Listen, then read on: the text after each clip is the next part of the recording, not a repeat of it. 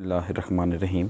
अस्सलाम वालेकुम students. Analogue electronics lab में आज का हमारा जो प्रैक्टिकल है वो है इन्वर्टिंग एम्पलीफायर, और हम ये ऑपरेशनल एम्पलीफायर को इस्तेमाल करते हुए उसकी जो इन्वर्टिंग कॉन्फ़िगरेशन है उसको यूज़ करेंगे और ये एम्पलीफायर डिज़ाइन करेंगे। तो ऑपरेशनल एम्पलीफायर जो है वो बेसिकली एक इंटीग्रेटेड एम्पलीफायर है, और इस इंटीग्रेटेड एम्पलीफायर में आप जानते हैं दो इनपुट्स होती हैं। एक को इन्वर्टिंग इनपुट कहा जाता है जहाँ पर नेगेटिव सिंबल ये लगा दिया जाता है, और एक को नॉन इन्वर्टिंग इनपुट कहा जाता है जो ये पॉजिटिव सिंबल से रिप्रेजेंट की जाती है। ये आपके पास आउटपुट टर्मिनल है। सिमिलरली यहाँ पर पावर सप्लाई यानी बाइसिंग के लिए जो है वो दो अलग अलग टर्मिनल्स जो है वो होते हैं। एक जो है वो पॉजिटिव पावर सप्लाई देने के लिए, और दूसरी जो है वो नेगेटिव पावर सप्लाई देने के लिए। तो ये दोनों जो हैं वो इनपुट टर्मिनल्स जो है वो कहलाते हैं, और ये हमारी जो है वो आउटपुट इस टर्मिनल से हम ले सकते हैं। अब बेसिकली इसको ऑपरेशनल एम्पलीफायर क्यों कहा जाता है? क्योंकि ये किसी ज़माने में जो एनालॉग कंप्यूटर्स होते थे उनके अंदर जो मैथमेटिकल ऑपरेशंस हैं वो परफॉर्म करने के काम आता था, यानी एडिशन है, सब्ट्रैक्शन है, multiplication, division, logarithm, anti logarithm, integration, differentiation. तो ये तमाम के तमाम काम जो है वो करने के, यानी मैथमेटिकल ऑपरेशन परफॉर्म करने के काम आता था। इसलिए इसको कंप्यूटर में, यानी कंप्यूटर मींस कंप्यूटिंग मशीन। तो उस ज़माने में कंप्यूटर जो है वो जस्ट मोर लाइक जो है वो समझें कैलकुलेटर की तरह जो है वो परफॉर्म करता था। तो उसके अंदर जो है वो आप क्या करते हैं, ये ऑपरेशन एम्पलीफायर इस्तेमाल करते रहे, इसलिए इसका नाम जो है वो ऑपरेशन एम्पलीफायर पड़ गया। हमने इसको इस्तेमाल करना है। ऑपरेशन एम्पलीफायर को जो है वो कई तरीक़ों से इस्तेमाल किया जा सकता है, यानी इसको ओपन लूप में भी इस्तेमाल किया जा सकता है और क्लोज्ड लूप में भी इस्तेमाल किया जा सकता है। ओपन लूप का मतलब ये होता है कि आपने इनपुट और आउटपुट को आपस में जो है वो किसी क्लोज पाथ के ज़रिए कनेक्ट नहीं करना, यानी दरमियान में कोई जो है वो रजिस्टर, कैपेसिटर वगैरह एक्सटर्नली आपने नहीं लगाने। तो ये ओपन लूप कहलाता है। और क्लोज्ड लूप ये होता है कि आप आउटपुट का कुछ हिस्सा वापस इनपुट वाली साइड पे जो है वो लेकर आते हैं। अगर आप आउटपुट से इस इन्वर्टिंग टर्मिनल के ऊपर जो है वो आउटपुट को लेकर आएँ तो उसको नेगेटिव फीडबैक कहा जाएगा, और अगर आप इधर से वापस पॉजिटिव साइड पे लेके जाएं तो उसको पॉजिटिव फीडबैक कहा जाता है।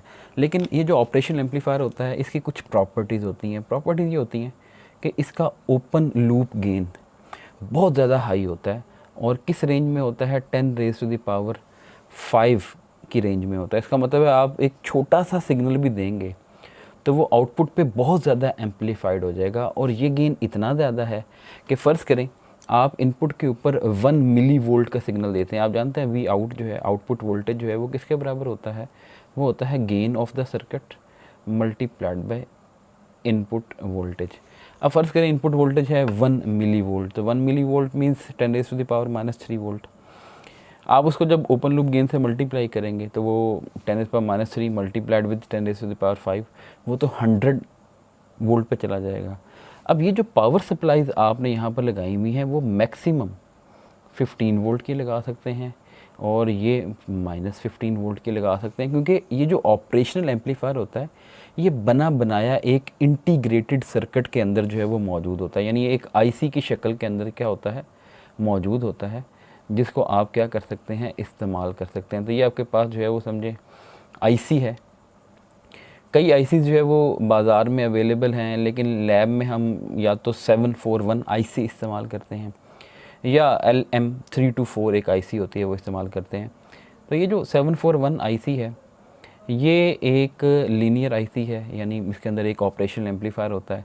इसके टोटल 8 टर्मिनल्स होते हैं। तो ये आप इस तरह से देख लें कि 4 टर्मिनल एक साइड पे, 4 एक साइड पे। इस तरह की जो आईसी होती है उसको DIP कहा जाता है, डुअल इन लाइन पैकेज, यानी एक इस साइड पे लाइंस लगी हुई हैं या टर्मिनल लगे हुए हैं, एक इस साइड पे, तो दो साइड्स पे पैकेज लगे हुए हैं, और यानी जो पिंस जो हैं, या इसलिए इसको DIP पैकेज कहा जाता है। इनकी नंबरिंग कुछ इस तरह से की जाती है कि ये नंबर 1, ठीक है, तो मैं इसको अंदर की जानिब लिख लेता हूँ। ये pin number 2, pin number 3, pin number 4, pin number 5, 6, 7 और पिन नंबर 8। तो एक्चुअली में ये इस तरह से जो है वो एंटी क्लॉकवाइज जो है वो समझें इसकी नंबरिंग की जाती है इस तरह से, इस तरह। तो इसके अंदर जो है वो बनी बनाई आईसी मौजूद। अब ये आईसी जो है मैक्सिमम +15 -15 यहाँ पर ऑपरेट करती है। आपने 10⁻5 को जब 10⁻³ से मल्टीप्लाई किया, आंसर आ गया 100 वोल्ट।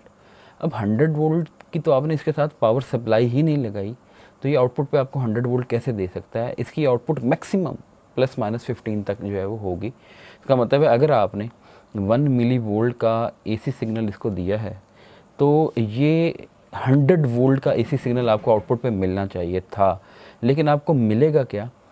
आपको मिलेगा 15 वोल्ट के ऊपर आके वो क्लिप हो जाएगा, क्योंकि 15 वोल्ट इसकी लिमिट है। 15 के ऊपर इसने सैचुरेट हो जाना, वहाँ पर ये वोल्टेज को क्या कर देगा, कट कर देगा।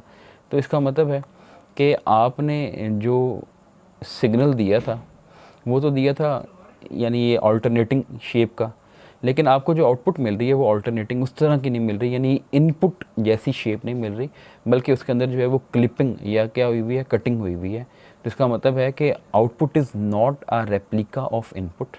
और ऐसे तमाम एम्पलीफायर जिसमें आउटपुट की शेप इनपुट की शेप जैसी ना हो, उस तरह के एम्पलीफायर को क्या कहा जाता है? नॉन लीनियर एम्पलीफायर कहा जाता है। तो इसका मतलब है ओपन लूप में तो ये एक नॉन लीनियर एम्पलीफायर की तरह बिहेव कर रहा है। हमने जब भी एम्पलीफायर बनाना होता है तो कोशिश ये होती है कि वो लीनियर ऑपरेशन परफॉर्म करे, यानी इनपुट के ऊपर अगर आप इस तरह का एसी साइकिल दे रहे हैं तो आउटपुट के ऊपर भी क्या होगा, एक एम्पलीफाइड जो है वो एसी सिग्नल मिलेगा।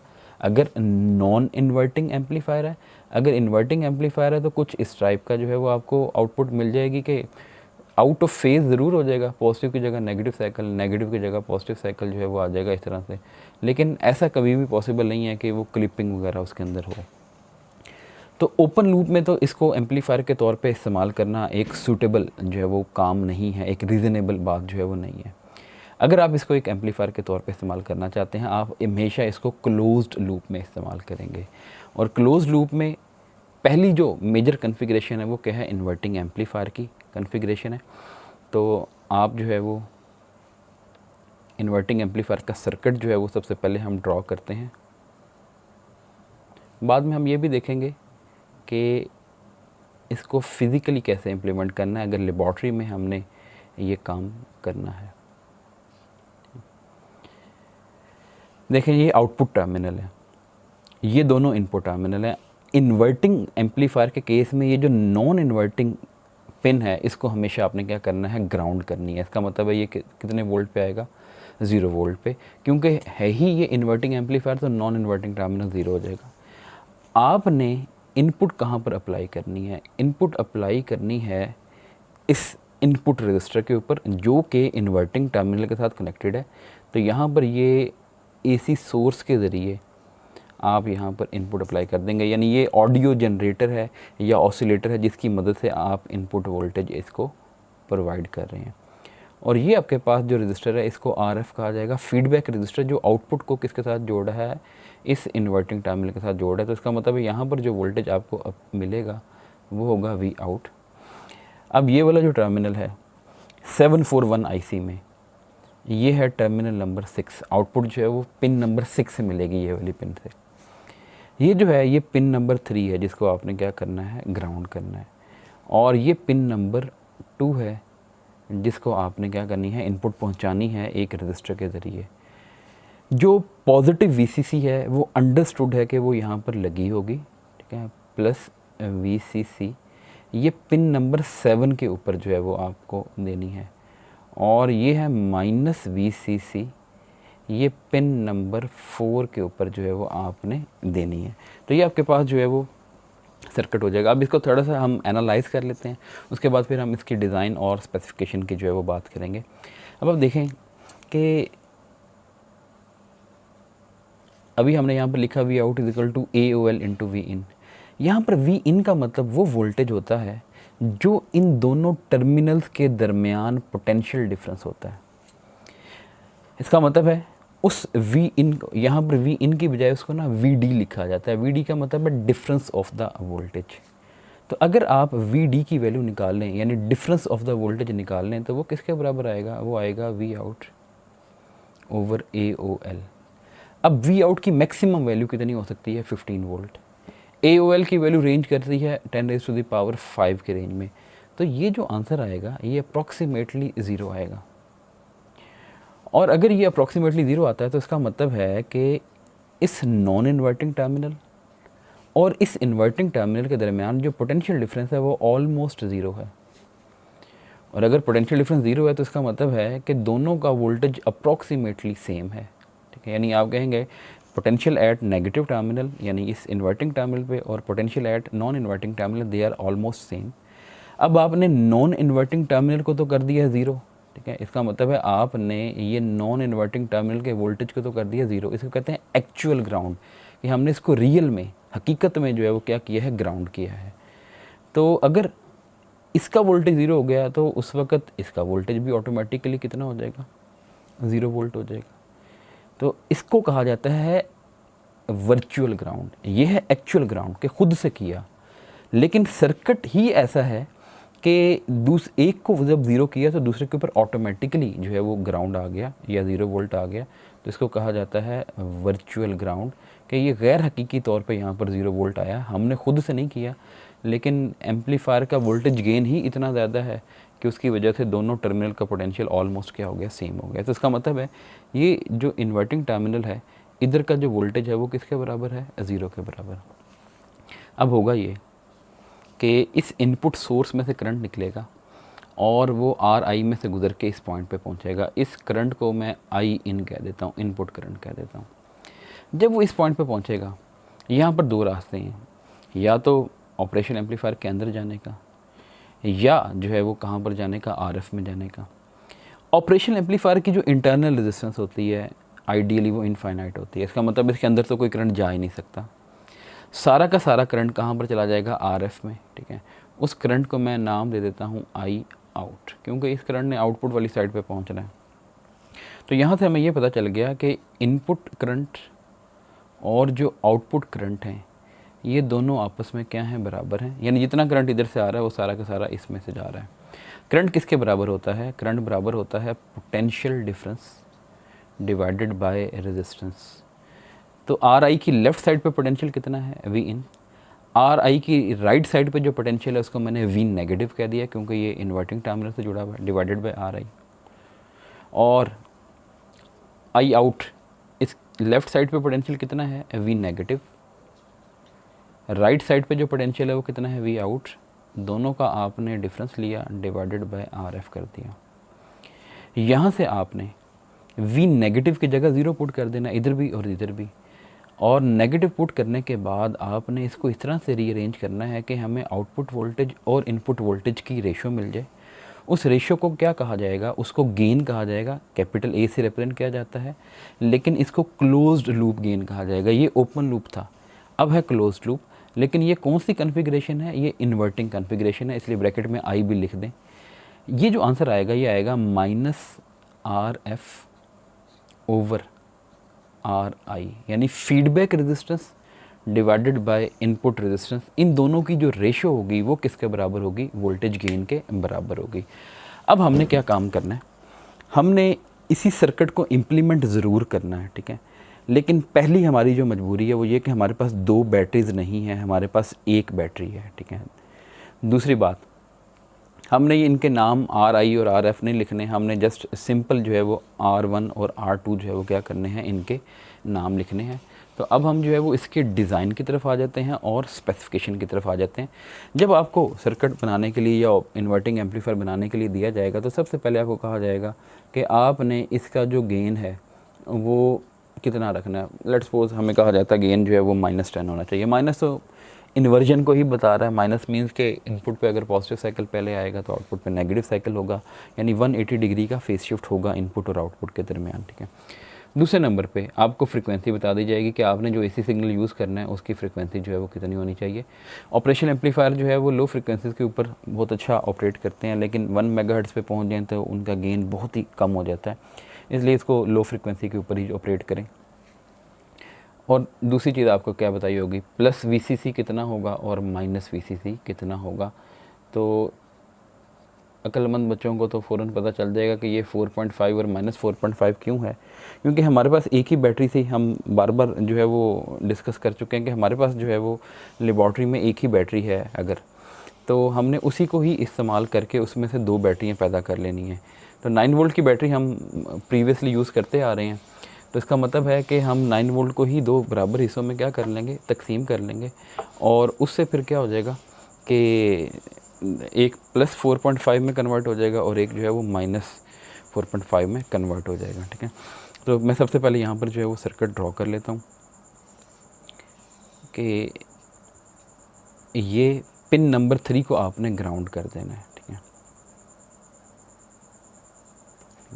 उसके बाद पिन नंबर 2 के ऊपर आपने इनपुट रेजिस्टेंस लगानी है R1, और इसकी दूसरे टर्मिनल के ऊपर आपने क्या लगा देनी है, इनपुट वोल्टेज जो आपने अप्लाई करना है। और इसी तरह से यहाँ पर पिन नंबर 2 और पिन नंबर 6 के दरमियान आपने क्या चीज़ अप्लाई करनी है, ये पिन नंबर 6 है, पिन नंबर 2 है, यहाँ पर आप ये रजिस्टर लगा लें। ठीक है, अब आप जानते हैं कि ये अभी हमने फार्मूला निकाला -RF/RI, RF की जगह R2 लिख दिया, RI की जगह R1 लिख दिया, तो ये हो गया। ये किसके बराबर होना चाहिए, -10 क्वेश्चन में बता दिया है। तो यहाँ से आपके पास पता चल गया R2 = 10 टाइम्स R1। आप R1 को अपनी मर्ज़ी से चूज़ कर लें। ठीक है, आप चूज़ कर लें R1 = 1 किलो ओम, क्योंकि 1 किलो ओम का रजिस्टर हमारे पास लैब में मौजूद है। तो R2 की वैल्यू किसके बराबर आ जाएगी, 10 किलो ओम। तो ये तो मसला ही हल हो गया कि आप यहाँ पर 1 किलो ओम लगाएंगे, यहाँ पर 10, या यहाँ पर अगर 10 लगाएंगे तो यहाँ पर 100 लगा देंगे। ठीक है, या यहाँ पर जो है वो 100 लगाएंगे तो यहाँ पर 1000 जो लगा देंगे। बस ये होना चाहिए कि R1 और R2, यानी जब आप इन दोनों की रेशो निकालें तो वो आंसर कितना आना चाहिए, 10 आना चाहिए। ठीक है, तो हमने वो वाले रजिस्टर जो है वो यूज़ कर लिए जो हमारे पास मौजूद हैं, वो हम इनको इस्तेमाल कर लेंगे। अब जो असल मसला है वो है बाइसिंग का। हमारे पास एक बैटरी है, उसका सलूशन क्या है, उसका सलूशन ये है कि आप 2 रजिस्टर लें, दोनों की वैल्यू बराबर लें, और जो आपके पास एक सिंगल बैटरी है, ठीक है, आप उस सिंगल बैटरी को क्या करें, इनके साथ जो है वो जोड़ दें। ठीक है, यानी ये सिंगल बैटरी है कितने वोल्ट की, 9 वोल्ट की। सामने आपने लगा दी एक सीरीज़ सर्किट। आप क्या करें, इस सीरीज़ सर्किट का बिल्कुल टॉप पॉइंट, ये पॉइंट A और पॉइंट B, इन दोनों के दरमियान जो पोटेंशियल डिफरेंस है वो किसके बराबर है, VA - VB = 9 वोल्ट, क्योंकि A टर्मिनल बैटरी के पॉजिटिव से जुड़ा हुआ है, B टर्मिनल बैटरी के नेगेटिव से जुड़ा हुआ है। तो VA - VB = 9 वोल्ट। अब आप जानते हैं आपने ये सेंटर वाले पॉइंट को खुद से ग्राउंड करना है, जिसको एक्चुअल ग्राउंड कहा था, यानी इसको आपने क्या कर देना है, 0 वोल्ट। जो टर्मिनल 0 से ऊपर होगा वो पॉजिटिव होगा, और जो टर्मिनल 0 से नीचे होगा वो नेगेटिव होगा। ठीक है, अब दोनों रजिस्टर भी आपने बराबर के लगाए हैं। ज़रा अब इस सर्किट में देखें करंट कितना पास करेगा। इस सर्किट में करंट पास करेगा 9 वोल्ट डिवाइडेड बाय 2R, क्योंकि ये दोनों रजिस्टर सीरीज़ में लगे हुए हैं, तो R + R कितना हो जाएगा, 2R। बैटरी आपने कितनी लगाई है, 9 वोल्ट की लगाई है। ठीक है, अब ज़रा आपको कहा जाए कि पॉइंट A का पोटेंशियल निकाल लें, तो पॉइंट A और ग्राउंड के दरमियान सिर्फ एक रजिस्टर है, तो वो कैसे निकाला जाएगा, वो यूँ निकाला जाएगा, V = I × R। तो I की जगह पुट कर दिया 9/2R, और R की जगह R पुट कर दिया, तो R से कैंसिल हो गया, तो आंसर कितना आ गया, 4.5 वोल्ट। अगर आपको कहा जाए कि B पॉइंट का पोटेंशियल निकालें, B इज़ बिलो 0 वोल्ट, 0 से नीचे है, तो इसका मतलब है इसका आंसर आएगा -IR। जो 0 से ऊपर हुआ उसका पोटेंशियल कितना आया, I × R। जो 0 से नीचे है उसका पोटेंशियल कितना आएगा, -I × R। तो ये आपके पास आएगा -9/2R × R = -4.5 वोल्ट। तो इट मीन्स यहाँ पर इस ऊपर वाले टर्मिनल पे पोटेंशियल 4.5 है, नीचे है -4.5, जो हमें चाहिए था वो हमने हासिल कर लिया। तो ये है पिन नंबर 7, जहाँ पर आपने +VCC अप्लाई करना था। ये मैं पिन नंबर 7 को कनेक्ट कर दूँगा इधर से, और ये है पिन नंबर 4, जहाँ पर आपने -VCC अप्लाई करना था, इसको मैंने कनेक्ट कर दिया इधर से। तो ये आपके पास जो है वो सर्किट कंप्लीट हो गया। अब ये रजिस्टर की वैल्यूज़ क्या होनी चाहिए। अब देखें आपने बैटरी कितने वोल्ट की लगाई, 9 वोल्ट, तो इट मीन्स इस ऊपर वाले रजिस्टर को मैक्सिमम कितना वोल्टेज बर्दाश्त करना पड़ रहा है, 4.5 वोल्ट। तो आप जानते हैं P is equal to V square over R, तो ये वी स्केयर ओवर आर आ गया, ठीक है। अब मैक्सिमम जो वोल्टेज एक रजिस्टर के क्रॉस आ रहा है वो कितना है, 4.5, उसका स्केयर कर लें divided by R is equal to, और हमने कहा था कि हमारे पास लेबॉर्ट्री में ज़्यादातर क्वार्टर वाट के रजिस्टर होते हैं, यानी उनकी पावर रेटिंग जो है वो कितनी होती है, 0.25। तो आर की वैल्यू यहाँ से आ जाएगी 4.5 का स्केयर डिवाइडेड बाय 0.25, ठीक है। अब ये जो वैल्यू आएगी ये तकरीबन जो है वो कोई 90 ओम के राउंड अबाउट जो है वो आएगी, ठीक है। अब 90 ओम के अबाउट अगर आ गई, ठीक है, लेट्स सपोज 90 ओम, तो आप जो है वो यानी 90 से बड़ा कोई भी रजिस्टर लगा लेंगे, लेकिन आप जो है वो जितना बड़ा लगाएंगे ना उतना ही बेहतर होगा, ताकि वोल्टेज क्या रहे, स्टेबल रहे। क्योंकि छोटा जो रजिस्टर होता है वो ज़्यादा जल्दी लोड हो जाता है, ठीक है, हीट अप होना शुरू हो जाता है। तो इसलिए हम आप बड़ा रजिस्टर लगाएंगे ताकि करंट कम जाए उसके अंदर। करंट कम जाएगा तो वो हीट अप भी क्या होंगे, कम होंगे, उसको आप इजीली जो है वो यूज़ कर सकते हैं। अब मैं ज़रा इसको आपको इसके ऊपर लगाना जो है वो बताता हूँ कि हम किस तरह से जो है वो लगाते हैं कि इसको लगाया जाए इस रजिस्टर बोर्ड के ऊपर। अब बोर्ड के ऊपर अगर आपने लगाना है तो सबसे पहले तो हमें आईसी जो है वो रिक्वायरमेंट चाहिए कि आईसी हमारे पास मौजूद होनी चाहिए। तो ये मैं 741 आईसी जो है वो मेरे पास मौजूद है, मैं उस आईसी को जो है वो यूज़ कर रहा हूँ, ठीक है। तो सबसे पहले चीज़ जो आईसी होती है उसको आप देख लें, बिल्कुल अपने सामने जो है वो रखें, ठीक है। इसकी एक साइड पे जो है वो ये डी का निशान जो है वो बना हुआ होता है, ठीक है। तो मैं इसको थोड़ा जूम इन कर लेता हूँ, ठीक है। अगर आप देखेंगे तो इसकी एक साइड पे आपको ये डी या कट का निशान जो है वो नज़र आ रहा होगा। तो ये इस आपने लेफ़्ट साइड पे रखना है।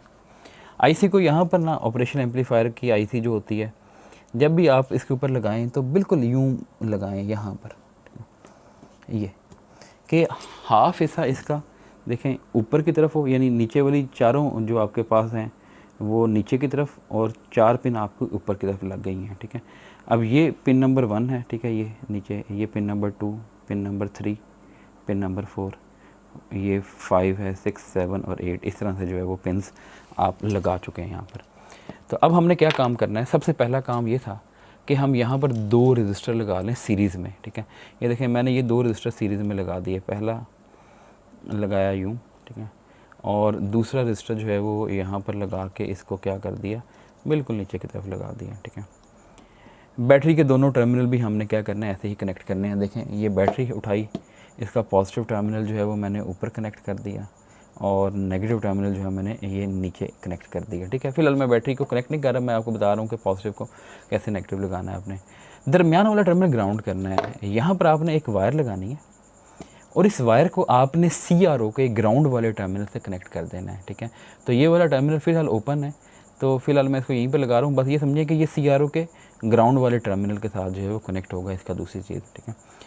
अब इधर आ जाएँ कि पिन नंबर 3 को ग्राउंड करना है, तो ये पिन नंबर 3 को उठाया, यहाँ पर एक वायर लगाई, और इसको भी CRO के ग्राउंड के साथ क्या कर दिया, कनेक्ट कर दिया, ठीक है।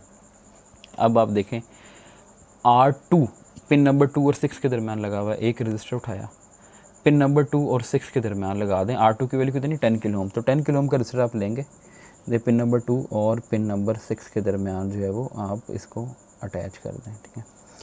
R1 जो है वो कहाँ पर लगाएंगे, एक पिन नंबर 2 के ऊपर, और एक टर्मिनल जो है वो इनपुट देने के लिए आप इधर लेफ़्ट साइड पे कहीं पर लगा लें। यहाँ पर इनपुट देते हैं अभी के, इनपुट कहाँ से जो है वो हमने देनी है। तो आप यहाँ पर एक वायर लगाएं, इस वायर का एक हिस्सा जो है वो ऑसिलेटर के साथ जुड़ जाएगा, ये इनपुट के तौर पे।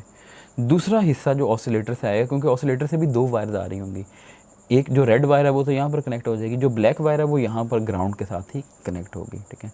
और लास्ट चीज़ जो है वो ये है कि आपने इस रजिस्टर के ऊपर वाले हिस्से को पिन नंबर 7 के साथ जोड़ना है।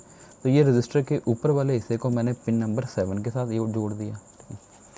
और ये वाला रजिस्टर का जो नीचे वाला हिस्सा है उसको आपने पिन नंबर 4 के साथ जोड़ना है। तो मैं यहाँ पर एक वायर लगा के ये नीचे वाले हिस्से को पिन नंबर 4 के साथ जोड़ दूँगा, ठीक है।